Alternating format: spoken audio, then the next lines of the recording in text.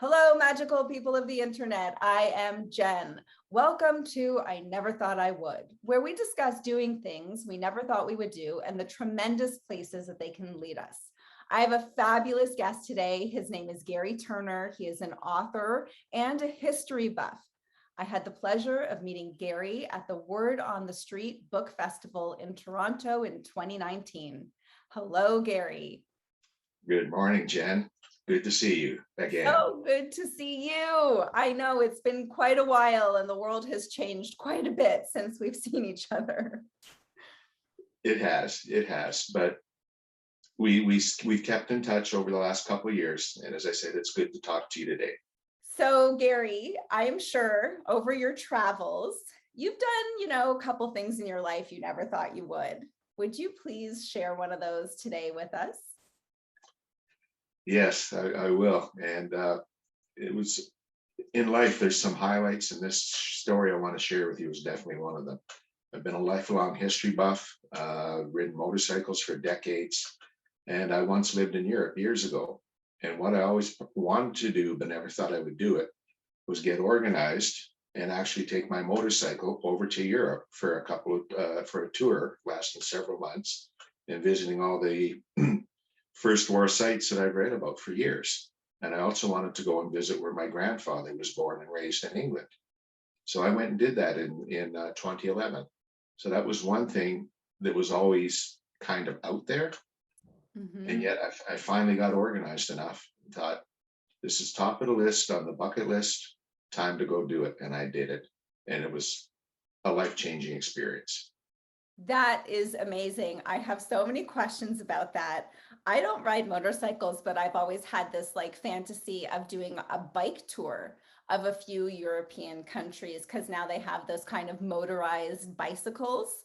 I'm too much of a scaredy cat to get on a motorcycle, but I've always thought that kind of touring Europe on a bike, be it a motorcycle or an electric bike, would be a fabulous way to see several different countries in one trip. So my first question is, what do you do to get your motorcycle over there? You fly, it goes on the same aircraft that you do. So I flew out of Calgary and my motorcycle was in the baggage hold beneath me. So when we landed in Frankfurt the next morning, my motorcycle was already there. And that it's a BMW. I know this sounds a little, anyways, being a BMW motorcycle, I wanted to take it back to Germany and introduce it to its homeland. Yeah, And that makes sense to me. So I'm a little dumbfounded that they would put a motorcycle in the cargo hold of a commercial flight. People have oversized luggage. I guess you had to pay a little more than oversized luggage for that one, didn't you? yes, I did. It was considerably more than my airfare, but it was considerably cheaper to bring my motorcycle with me than to rent a similar motorcycle in Europe.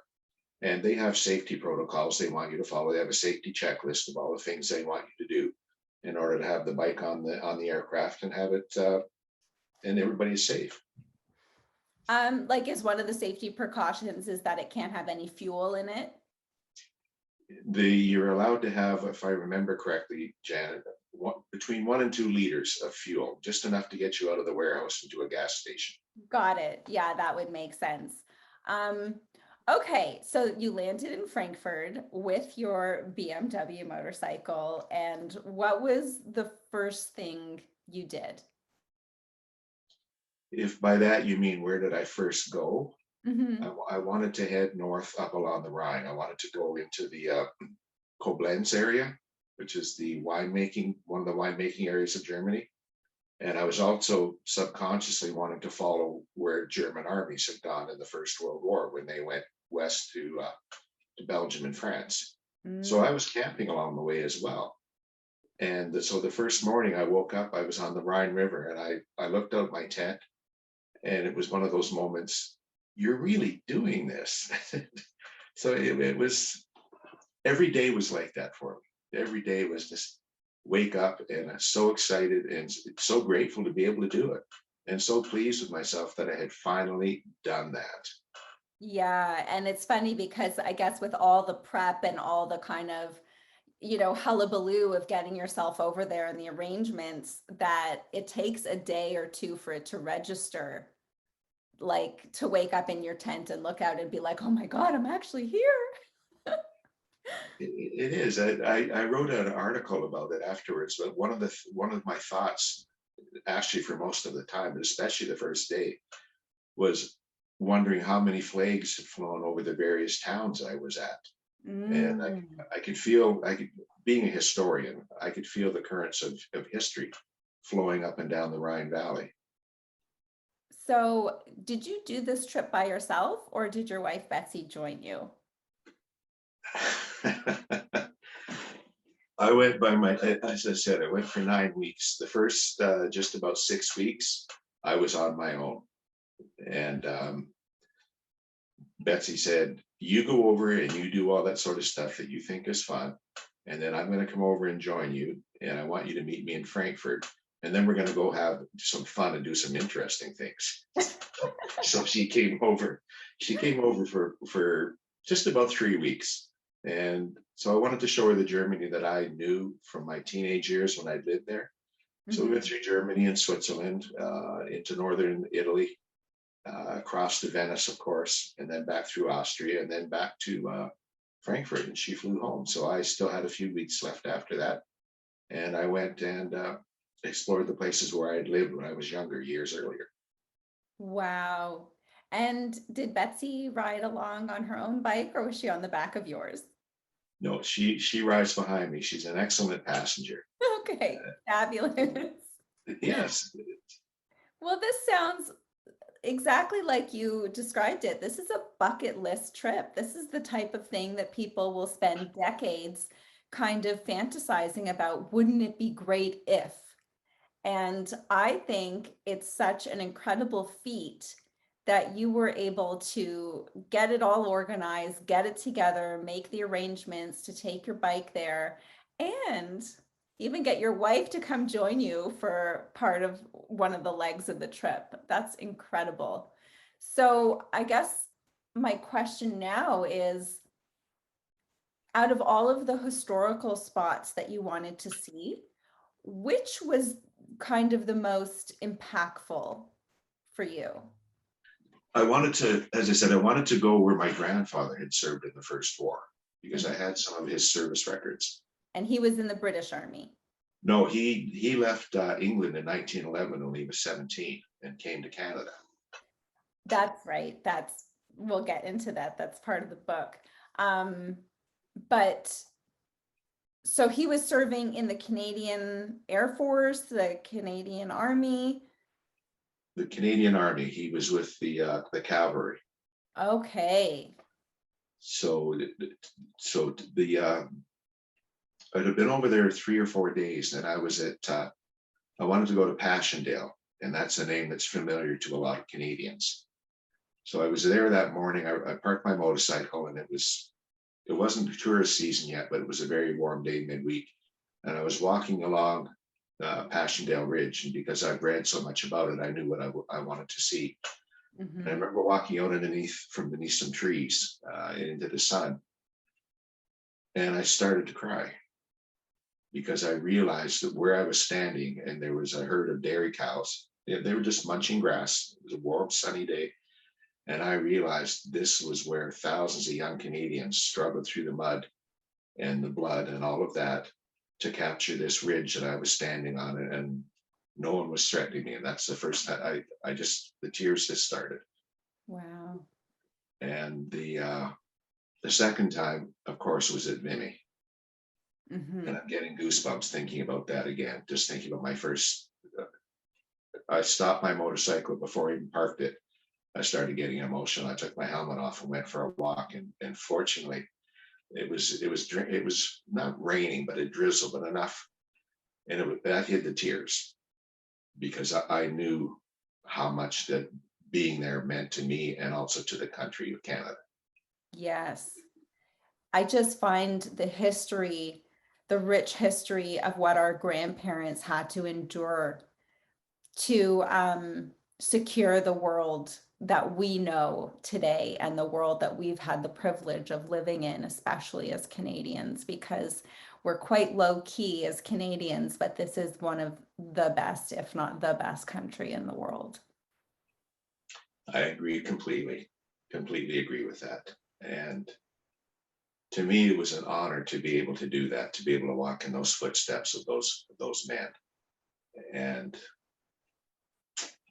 it's one of those things that it draws me back. It's irresistible. I've been over there now, Jan, since 2011. I've been over there 4 times.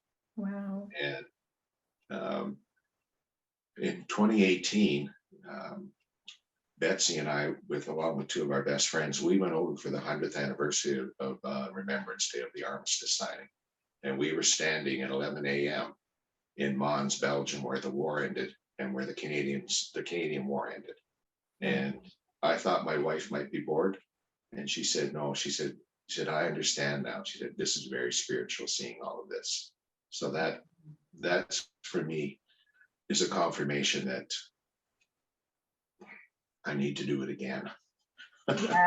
Yes, definitely. Isn't it funny how, as we check off those things on our bucket list, it just makes us more passionate about checking more of those things off and wanting to do more and wanting to see more.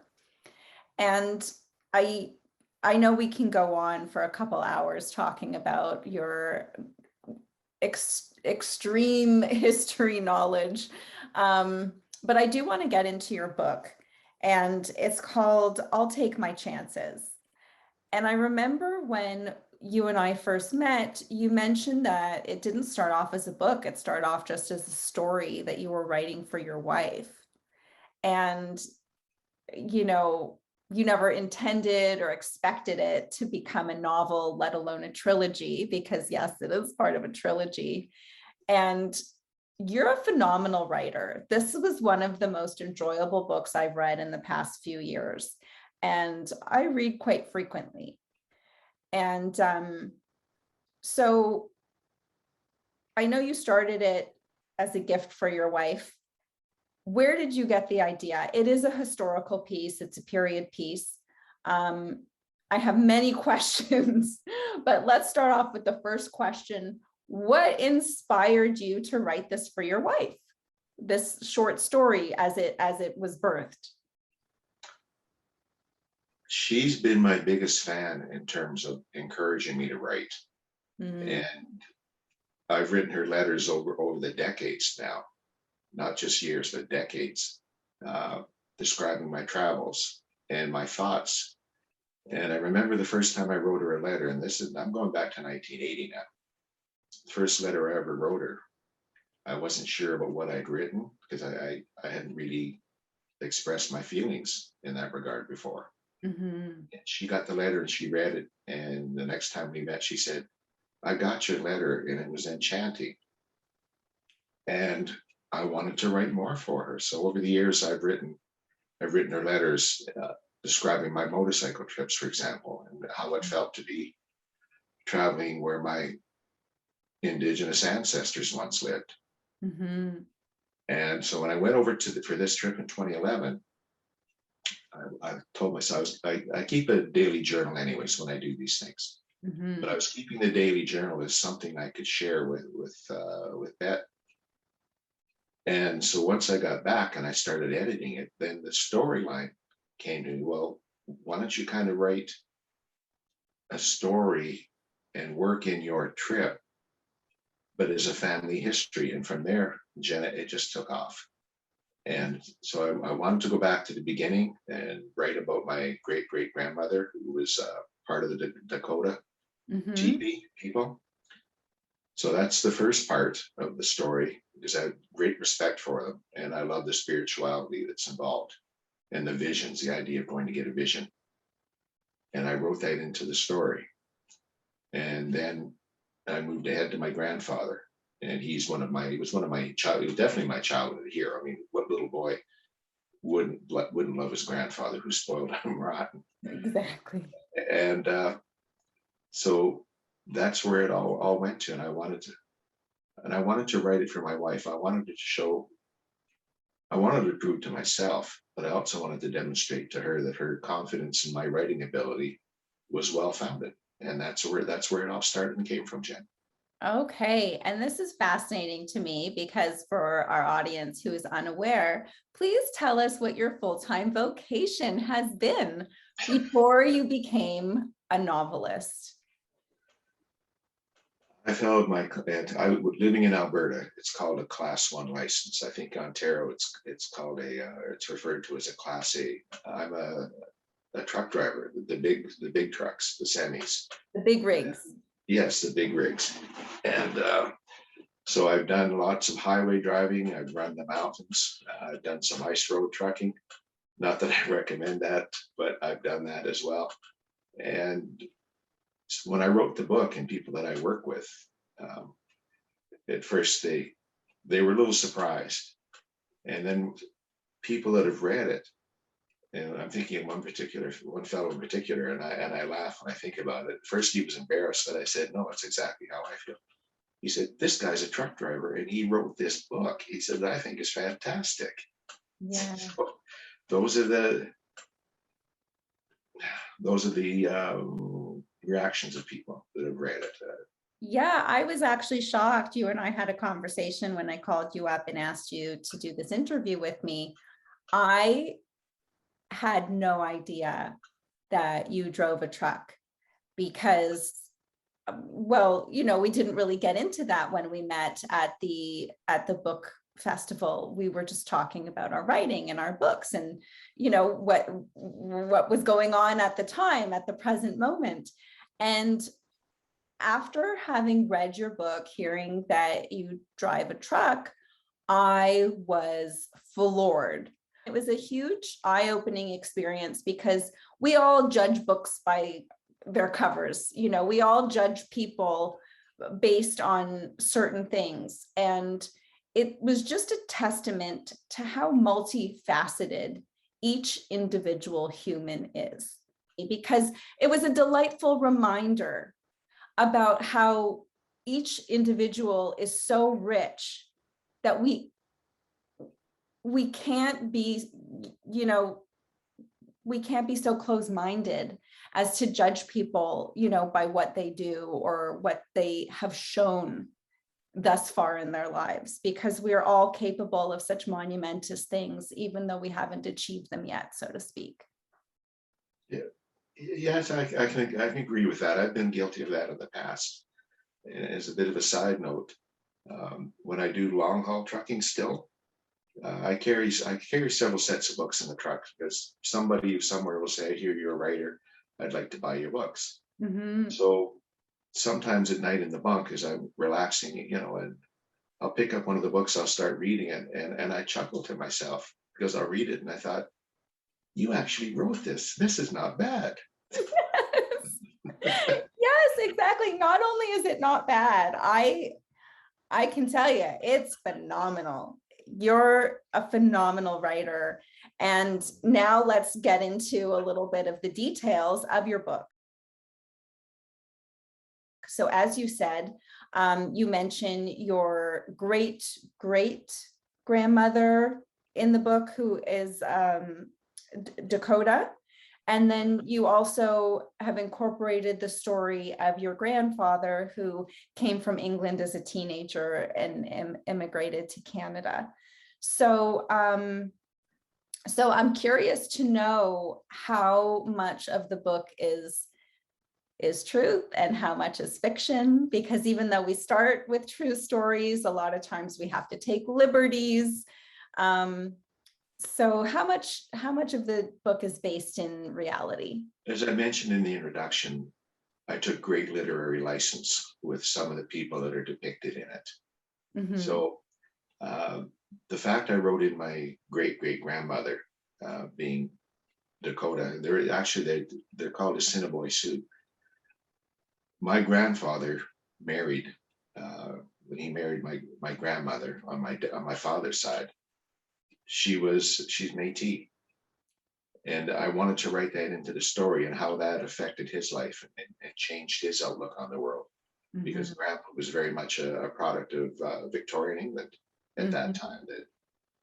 And for him to cast away a lot of that stereotypical thinking about England and being the best there was. And to me, that was, I really tipped my hat to him. I didn't realize it when I was younger, but Mhm. now that I've gotten older, so that's why I wanted to write that in there. So as far as that's based in reality, as the book carries on, it's based a lot on my father. As I Mm. mentioned, he's a career soldier and his experiences in wartime. Mhm. And then the story carries on, and it's very much based on my life. And as that story progresses through my teens and being in Europe and riding motorcycles, and then I got a little bit older and I met my wife to be. So it's all based on family history, but as I mentioned already, there's a great literary license, and I wrote some of it in there on purpose. And people have said, "Did that really happen?" And I just smile and say, "You'll have to think that one through for yourself." I wanted to leave a little bit of mystery in there.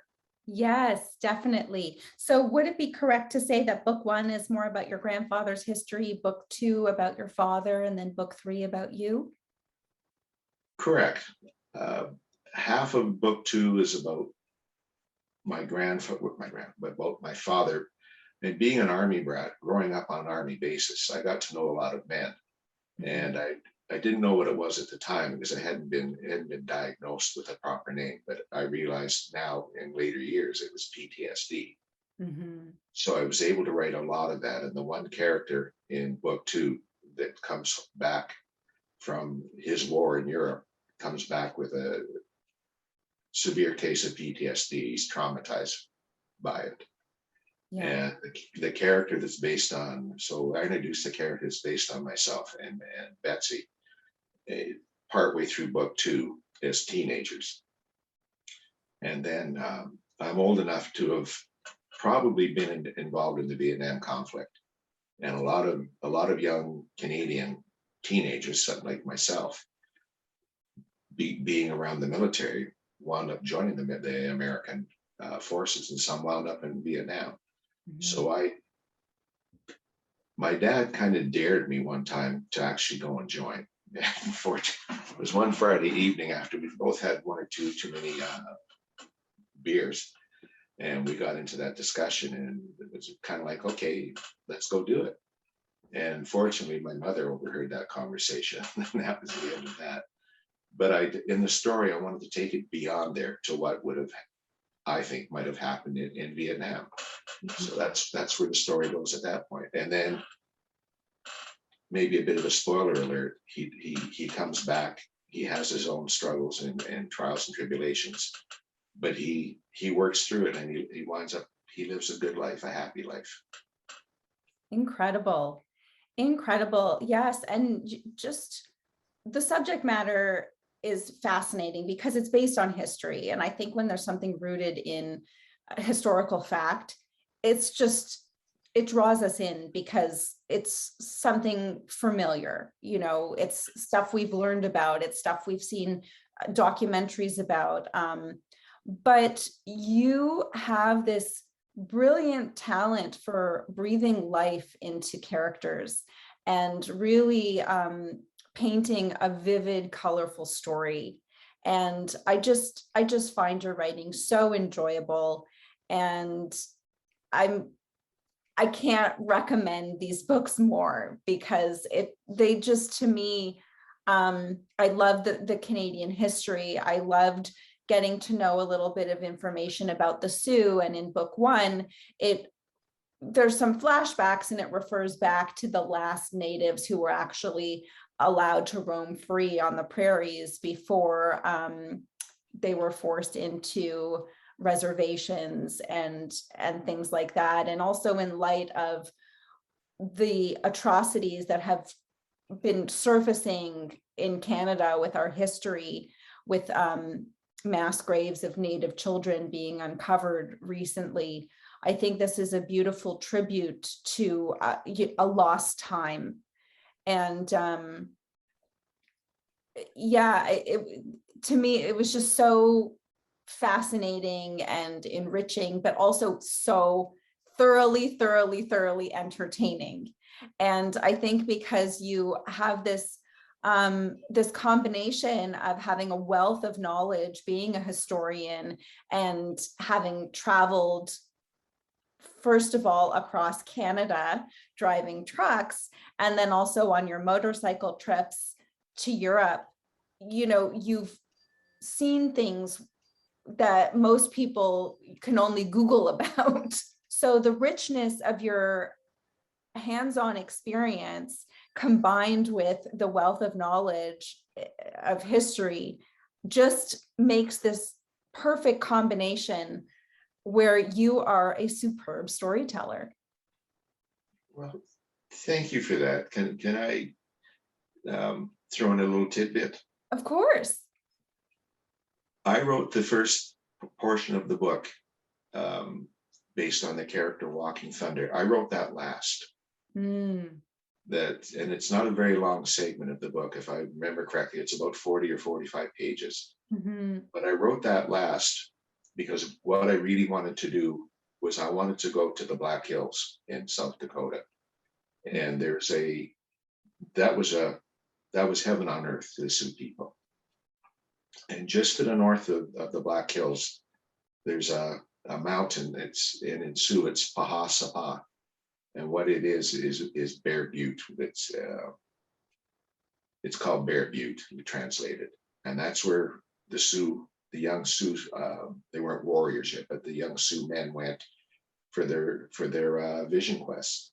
Mm-hmm. So I went there in 2014, and the book had pretty well been written, most of it, except that portion. And I went there and parked my motorcycle and I said to my wife, I need to do something on my own for an hour or two. And I said, I need. So then she knew what I meant. And I sat down and I sat down underneath a tree and I was looking up at the mountain and I closed my eyes at times and I had a vision. And that's where the vision came from to write that story. And I firmly believe in that because whenever I go to that area of United States and southern Manitoba, I can still feel their spirit. And that's where it came from to write that part of the book. And a lot of people just said that was incredibly powerful. They had no idea that's what it took. Yeah. Well, that's amazing. You have so many amazing stories in your real life, and they really do transmutate onto the page. I also am kind of in tune to like energy and places and stuff. And, it's interesting how you mentioned when you were in Belgium for the 100th anniversary of the First World War ending. There was something energetic there. There was something, intangible, but undeniably able to feel. Your wife felt it, who's not big on history the way you are. And I really do think that if we kind of tune into the energy of different places hold history in them the way we hold memories inside of us. And I think it's so beautiful that you were able to tune into these things and let them inspire your writing. It's fascinating. It is. As I said, I've been over there to the west, what was called the Western Front. I've been over there 4 times now in the last 10 years. And I know that there's places where I know I want to walk to, I want to explore. And every now and again, I will feel as though I've walked into the spirit of someone who was there at that time and perished. Mm-hmm. And it's not that I think that I've become them, but I can still feel their spirit. Mm-hmm. And a little bit of the knowledge that someone cared enough to come over, if that makes any sense. Yeah, it does. Well, Gary, I think we've just run out of time, but I want to thank you so much for sharing with me today and taking the time to chat with me. And this has been such a fascinating conversation. Well, thank you for that. I don't know what else to say beyond thank you, Jennifer. I really enjoyed this. And I really sincerely appreciate your comments, and they're very uplifting and motivating. So I've enjoyed this as well. Everybody out there in the interweb, you have to check out Gary Turner's I'll Take My Chances. Thank you so much for tuning in today. Thank you, Gary, for taking the time to chat with me. And please let us know where we can find you and where we can find the books. Well, we have a website, and if you Google "I'll Take My Chances," it will take you directly to our website and how to purchase the books. And please, when you do buy the books, don't be afraid to leave a review. Excellent. And we will have the links below to make it easy for everybody to find their copy of I'll Take My Chances. Thank you again, Gary, for chatting with me today. Thank you all out there in the interweb for tuning in. I'd like to challenge you to do something you never thought you would do. Let us know what it is in the comments and where it leads you. And don't forget to like and subscribe. Have a beautiful day.